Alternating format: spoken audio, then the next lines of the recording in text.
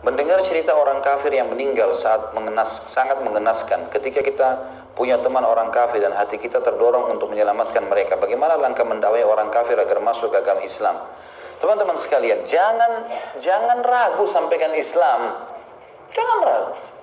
Langsung lempar. Kamu mau masuk Islam nggak? Bagaimana pendapat tentang Islam? Nabi SAW waktu datang ke rumah orang Yahudi, umurnya 17 atau 18 tahun orang Yahudi ini, masih muda, sakit parah. Nabi SAW pamit ke orang tuanya mau jenguk, diizinkan oleh orang tuanya, duduk. Begitu duduk, apa kata Nabi SAW? Bukan Nabi bilang, apa kau mau masuk Islam, ya? Atau kau mau ditawarkan makanan atau dibawakan buah, dirayu dulu, enggak. Hai anak muda, ucapkan syahadat. Asyhadu an la ilaha illallah wa anna Muhammad Rasulullah. Kau akan masuk surga selamat dengan itu. Anak ini kena penawaran langsung spontan lihat ke ayahnya. Ayahnya kasih isyarat, ikuti Abul Qasim, ikuti Muhammad tuh. Syahadat dia dipandu, asyhadu an la ilaha illallah wa anna Muhammad Rasulullah. Kata Nabi SAW, alhamdulillah, pamit keluar. Begitu depan pintu rumah, terdengar tangisan keluarganya. Nabi SAW ulangi lagi, alhamdulillah alladzi anjahu minan nar. Segala puji bagi Allah yang telah menyelamatkan dia dari api neraka karena syahadatnya ini. Kita kadang-kadang ragu diterima atau enggak ya. Bukan urusan kita diterima, teman-teman. Dan sederhanakan, kalau orang itu masih belum sakit parah, masih teman dekat, teman kampus, teman bermain, partner bisnis, jangan ragu. Apa kamu sudah tahu Islam? Apa yang menghalangi kamu masuk Islam? Pertanyaan spontan langsung. Enggak ada sesuatu yang harus disembunyikan. Oh, saya nggak mau masuk Islam. Ya sudah, kita sudah tahu kan. Udah, nggak usah tawarin lagi. Tapi kalau dia bilang, menurut saya begini, dia diterangkan, misalnya ada negatif, kita luruskan negatif itu, gitu kan?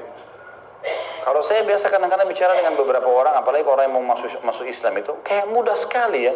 Tidak ada sesuatu yang berat. Mungkin mereka masih pertimbangkan ada sebagian, tapi sebagian yang lain mau syahadat.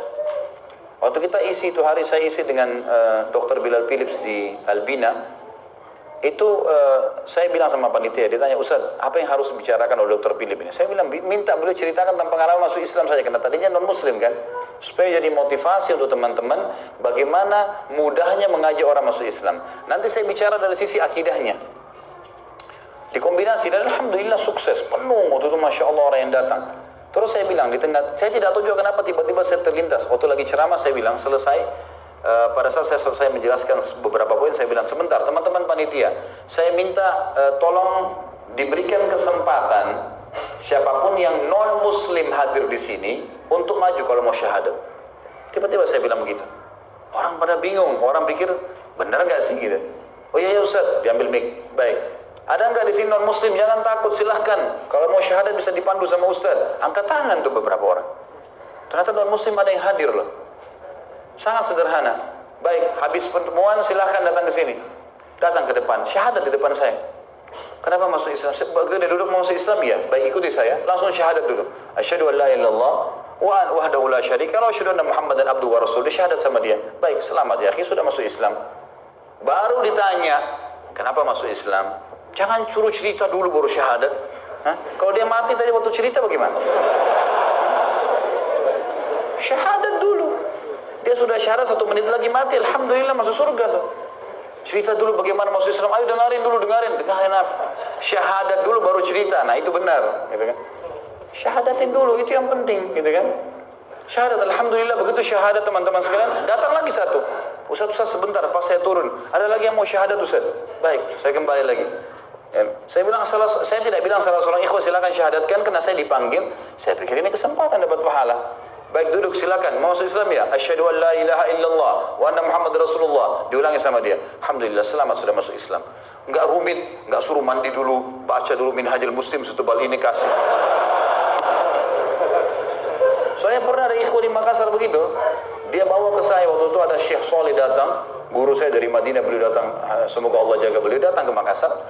Pas acara pernikahannya ada yang datang ikhwan. Ustaz, ada teman saya sudah lama mau masuk Islam. Sekarang saya bawa di sini biar syahadat sama Ustaz.